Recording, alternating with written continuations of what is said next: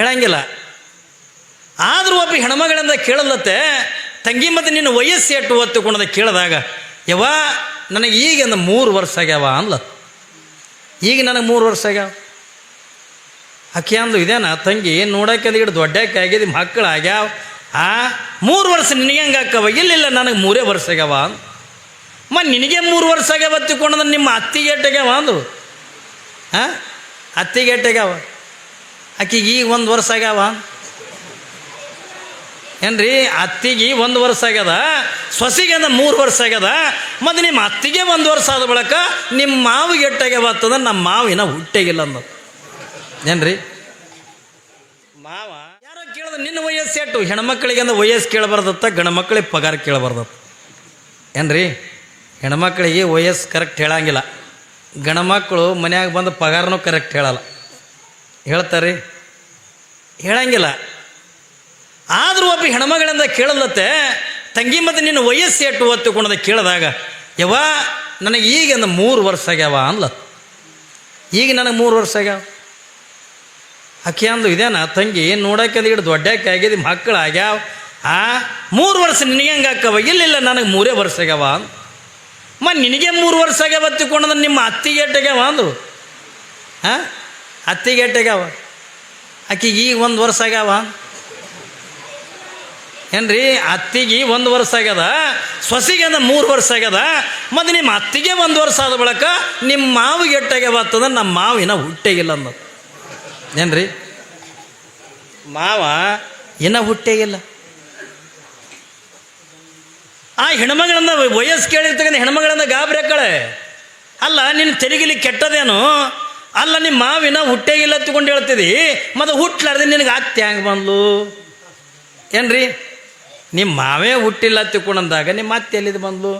ಬೇಡ, ನಿಮ್ಮ ಅತ್ತಿಗೆ 1 ವರ್ಷ ಆದ್ರೆ ನಿನಗೆ 3 ವರ್ಷ ಆಗ್ಯಾವತ್ತಂತಿದ್ದಿ, ನೀ ಹೆಂಗೆಂದ ಈ ಮನೆಗೆ ಸೊಸೆಯಾಗಿ ಬಂದು? ಬರ್ತಾವಿಲ್ಲ ಪ್ರಶ್ನೆಗಳು. ಇಲ್ಲಿ ವಯಸ್ಸಿಗೆ ಮಹತ್ವ ಅಲ್ಲ. ನಾ 8 ವರ್ಷದಿಂದ ಹುಟ್ಟಿನಿ, ನಾ 20 ವರ್ಷ ಆಯಿತು, 40 ವರ್ಷ ಆಯಿತು, 80 ವರ್ಷ ಆಯ್ತು ಎತ್ಕೊಂಡು ನಾವು ಎದಕ್ಕಿಂದ ಕೈ ತಟ್ಕೊಂಡು ಹೇಳ್ತೀವಲ್ಲ.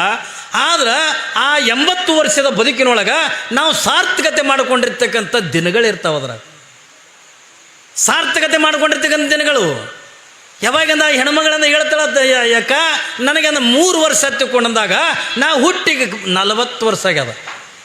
ನೋಡ್ರಿ ಹೆಣ್ಮಗಳೇನಂತಾಳ, ನಾ ಹುಟ್ಟಿ 40 ವರ್ಷ ಆಗ್ಯದೆ, ಆದರೆ ನನಗೆ 3 ವರ್ಷ ಆಗ್ಯದ ಹತ್ಕೊಂಡು ನಾ ಯಾಕೆ ಹೇಳ್ತೀನಿ ತಿಳ್ಕೊಂಡಂದ್ರೆ, ಈ 40 ವರ್ಷದ ಜೀವನದ ಒಳಗೆ 3 ವರ್ಷ ಆಯಿತು.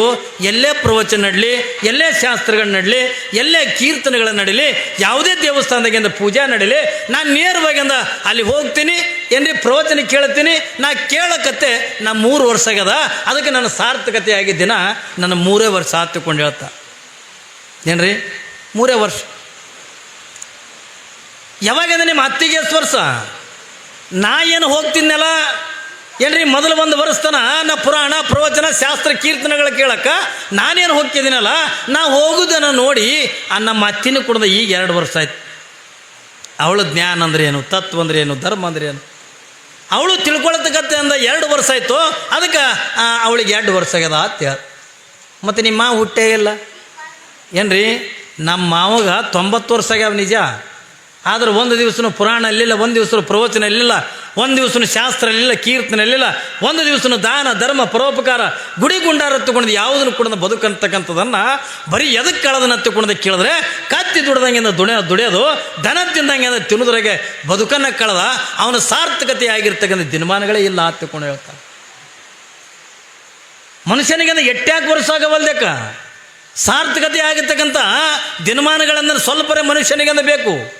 ಅದಕ್ಕಾಗಿ ಈ ದಿನಮಾನಗಳು ಇವು ಪುಣ್ಯದ ದಿನಮಾನ, ಇದು ಧರ್ಮದ ದಿನಮಾನ ಏನ್ರಿ, ಇದು ನೀತಿಯ ದಿನಮಾನ, ಆಚಾರ ವಿಚಾರಗಳನ್ನು ದಿನಮಾನ ಅಂದಾಗ ಭಗವಂತನಿಗೆ ಆಗಿಂದ ಅರ್ಪಣೆ ಆಗಿರ್ತಕ್ಕಂಥದ್ದು.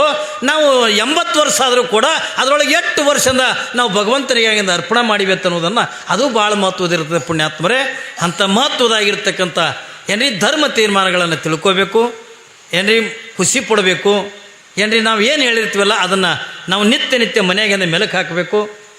ಅದನ್ನು ಭಾಳ ನಡೆಸಲಿಕ್ಕೆ ಆಗದೇ ಇದ್ರೂ ಸ್ವಲ್ಪ ಬೇಕಾಗಲಕ್ಕ ಧರ್ಮ ಮಾರ್ಗದೊಳಗೆ ನಮ್ಮ ಬದುಕು ಅನ್ನತಕ್ಕಂಥದ್ದನ್ನು ಕಳಿಬೇಕತ್ತಿಕೊಂಡು ಅನ್ನುವಂಥ ಮಾತನ್ನು ಇವತ್ತಿನ ದಿವಸದಿಂದ ಹೇಳುತ್ತಾ ಈಗಾಗಲೇ ನೋಡ್ರಿ 11 ಗಂಟೆ ಆಯ್ತು. ನಮ್ಮೆಲ್ಲ ತಿರುಗಿ ಅಡ್ಡಾಡಿ ಕನಸು ಬೀಳ್ತಿದ್ದು ಹಿಡಿದ್ನ್ಯಾಗ ಏನ್ರಿ ಪುರಾಣ ಅಂತಕ್ಕಂದು ಈಗ ಪ್ರಾರಂಭ ಆಗ್ಯದ. ಅದಕ್ಕಿಂತ ಹೆಚ್ಚಿಗೆಂದ ಹೇಳೋದಕ್ಕಿಂತಲೂ ಕೂಡ ನೀವೆಲ್ಲ ನಾಳೆಗೆ ಏನು ಮಾಡ್ಬೇಕ್ರಿ ಎತ್ಕೊಂಡು ಕೇಳಿದ್ರೆ ನಾಳೆಗೆ 7 ಗಂಟೆಗೆ ಪುರಾಣ ಪ್ರಾರಂಭ ಆಗ್ತದೆ ಏನ್ರಿ. ಯಾರು ಬರ್ರಿ ಬರಲಾರ್ದೆ ಇರ್ರಿ. 7 ಗಂಟೆಗಿಂದ ಗವಾಯಿಗಳು ಬಂದಂದ ಸಂಗೀತ ಚಲೋ ಮಾಡ್ತಾರೆ. 7:15 ನಮ್ಮ ಪುರಾಣ ಪ್ರಾರಂಭ ಆಗ್ತದ. 9:00 ಇಲ್ಲಿ ಪುರಾಣ ಮಾಂಗಲಕ್ಕದ. ಅಂದ್ರೆ ನಿಮಗೂ ಅನುಕೂಲ ನಮಗೂ ಅನುಕೂಲ. ಈಗ ನೋಡ್ರಿ, ಈಗ ನಮ್ಮ ಸಾವುಕಾರ ಆಕಡಿಸಲಕ್ಕತ್ತ ಹ್ಯಾಂಗ ಮಾಡೋದು ಏನ್ರಿ. ನಿದ್ದೆ ಬಂದಾಗ ಬುದ್ಧಿ ಹೇಳಕ್ಕೆ ಹೋದ್ರೆ ಎದ್ದು ಬಂದು ಎದಿಗೆ ಗೊತ್ತಾರತ್ತ. ಅದಕ್ಕೆ ನಾವು ನಿದ್ದೆ ಬರೋದಕ್ಕಿಂತ ಮೊದಲ ಏನ್ರಿ ಅತಿ ಹಸಿವೆ ಆಗೋದಕ್ಕಿಂತ ಮೊದಲ ನಾವು ಪ್ರವಚನ ಮುಗಿಸಿಬಿಟ್ಟಿವಿ ಹತ್ತಿಕೊಂಡ್ರೆ ನಿಮಗೂ ಅನುಕೂಲ ಆಕೈತಿ. ಈಟೆ ಒಂದು ಏನು ಕೇಳ್ಕೊತೀವಿ, ಪೂಜಾರಿಗಳು ಸ್ವಲ್ಪ ಅಂದ್ರೆ ಜಲ್ದಿ ಪೂಜೆ ಮಾಡೋಕ್ಕೆ ಅಂದ ಪ್ರಯತ್ನ ಪಡಿರತ್ತನ್ನುವಂಥ ಮಾತನ್ನು ಅವ್ರ ಹತ್ರ ಅಂದ ಕೇಳಿಕೊಂಡು ನಾಳೆ ಸರಿಯಾಗಿ ಅಂದ 7:15 ಪುರಾಣ ಪ್ರಾರಂಭ ಆಗ್ತದೆ. ನೀವೆಲ್ಲರೂ ಕೂಡ ಬರ್ರಿ. ಯಾಕಂದರೆ ಇದು ಪವಿತ್ರವಾಗಿರ್ತದೆ ದಿನ.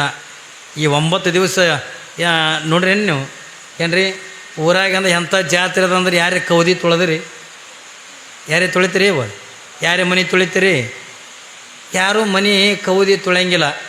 ಆದರೆ ಈ ನವರಾತ್ರಿ ಒಳಗಂದ್ರೆ ನೀವು ಕೌದಿ ತೊಳಿತೀರಿ ಏನ್ರಿ, ಮನೆ ತೊಳಿತೀರಿ, ಏನೆಲ್ಲ ಮಡಿಯಾಗಿರ್ತೀರಿ, ಇದ್ದಿದ್ದು ಬಿದ್ದಿದ್ದು ಎಂತೀರಿ ಚಿಂದಿಗಳು ಸದಕ್ಕೆ ತೊಳೆದು ಹಿಂಡಿ ಹಾಕ್ತಾರೆ ಏನ್ರಿ.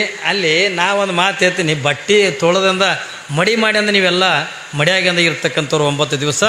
ಆದ್ರೆ ನನ್ನಿಂದ ಇನ್ನೊಂದು ಮಡಿ ಆಗ್ಬೇಕು.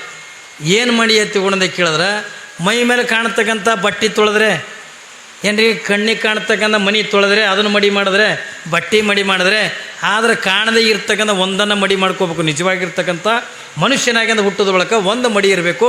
ಅದು ಯಾವುದು ಒತ್ತುಕೊಂಡದೆ ಕೇಳಿದ್ರೆ ಮನಸ್ಸು ಮಡಿ ಇತ್ತು ಅಂತಂದ್ರೆ ಮಾತ್ರ ಜಗತ್ತಿನಾಗಿಂದ ಎಲ್ಲನೂ ಕೂಡ ಮಡಿ ಇರುತ್ತೆ ಏನ್ರಿ. ಭಾವ ಮಡಿ ಇತ್ತು ಅಂದ್ರೆ ಮಾತ್ರ ಜಗತ್ತೆಲ್ಲ ಮಡಿ ಇರ್ತದಲ್ಲ. ಹಂಗೆ ಭಾವ ಮಡಿ ಮಾಡೋದಕ್ಕಾಗಿ, ನಿಮ್ಮ ಮನಸ್ಸು ಮಡಿ ಮಾಡೋದಕ್ಕಾಗಿಯೇ ಇವತ್ತು ಅಕ್ಕ ಮಾದೇವಿಯ ಪುರಾಣ ಅಂತಕ್ಕಂಥನ ಹಚ್ಚಕತ್ತಿ ಪುಣ್ಯಾತ್ಮರೇ. ಒಂದು ಕಡೆ ತೊಳೆದಿಂದ ಮಡಿ ಇಟ್ಟಿರಿ. ಈಗ ಈ 9 ದಿವಸದಿಂದ ಈ ಮನಸ್ಸು ಅಂತಕ್ಕಂಥ ಮಡಿ ನಾವೆಲ್ಲರೂ ಕೂಡ ಮಾಡಬೇಕಾಗಿದೆ. ಅದನ್ನು ಎಲ್ಲರೂ ಕೂಡ ಮಾಡೋಣ ಹತ್ತಿಕೊಳ್ಳೋಣ ಮಾತನ್ನು ಹೇಳುತ್ತಾ ಇವತ್ತಿನ ಪ್ರವಚನಕ್ಕಿಂತ ವಿರಾಮ ಕೊಡ್ತಾ ಇದ್ದೀನಿ. ಯಾಕಂದ್ರೆ ಮಳೆನೂ ಕೂಡ ಭಾಳ ಎಲ್ಲ ಕಡೆ ಭಾಳ ಅದ್ರಿ ಮಳೆ. ಇದು ನಿಮ್ಮಲ್ಲೇ ತಲ್ಲ, ನಮ್ಮಲ್ಲಿನೂ ಕೂಡ ಸಿಕ್ಕಾಪಟ್ಟಿ ಮಳೆ. ಇವತ್ತಿನ ಮಠದಾಗಿಂದ ಬರಬೇಕಾದ್ರೆ ದೊಡ್ಡ ಮಳೆ ನಮ್ಮಲ್ಲಿ ರೀ. ನನಗೆ ಬರಬೇಕಾದ್ರೆ ರೋಡ್ ಸದಕ್ಕೆ ಕಂಡಿಲ್ಲ. ಅಷ್ಟು ಎಲಿತನ ಏನ್ರಿ ಇಲ್ಲಿ ಗುಲ್ಬರ್ಗತನ ಸಿಕ್ಕಾಪಟ್ಟಿ ದೊಡ್ಡ ಮಳೆ.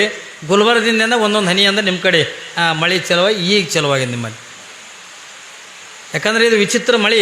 ಇದು ಯಾಕೋ ರೈತನಿಗಿಂದ ಕಷ್ಟ ಕೊಟ್ಟ ಹೋಗಂಗೆ ಕಾಣ್ತದೆ. ನಮ್ಮಲ್ಲೆಲ್ಲ ಪೂರ ತೊಗರಿ ಹೋಗ್ಯದೆ, ಉದ್ದು ಹೋಗ್ಯದೆ, ಎಲ್ಲನೂ ಕೂಡ ಹೋಗಿಬಿಟ್ಟದ. ಆದರೂ ಕೂಡ ತಾಯಿ ಧ್ಯಾನ ಮಾಡೋಣ ಏನ್ರಿ, ನಾವು ತಾಯಿಗಾಗಿ ಅಂದ ಸ್ಮರಣೆ ಮಾಡೋಣ. ಎಲ್ಲೋ ಒಂದು ಮೂಲೆಯಾಗಿಂದ ನಮಗೆ ಏನ್ರಿ ರೈತರಿಗಿಂದ ಬದುಕಲಿಕ್ಕಿಂದ ದವಸ ಧಾನ್ಯ ಅಂತಕ್ಕಂಥ ತಾಯಿ ಕೊಡ್ತಕ್ಕಂಥ ಸಾಮರ್ಥ್ಯ ಅವಳು ಬಲ್ಲಿ ಐತೆ ತಿಳ್ಕೊಂಡಂದಾಗ ಅವಳನ್ನೇ ನಂಬಿಂದ ಜೀವನ ಕಳೆಯೋಣ ಅನ್ನುವಂಥ ಮಾತನ್ನು ಹೇಳುತ್ತಾ ಇವತ್ತಿನ ಪ್ರವಚನಕ್ಕಿಂತ ಮಹಾಮಂಗಲ ಮಾಡೋಣ. ನಾಳೆ ಸರಿಯಾಗಿ 7 ಗಂಟೆಗೆ ಪುರಾಣ ಪ್ರಾರಂಭ ಆಕೈತಿ.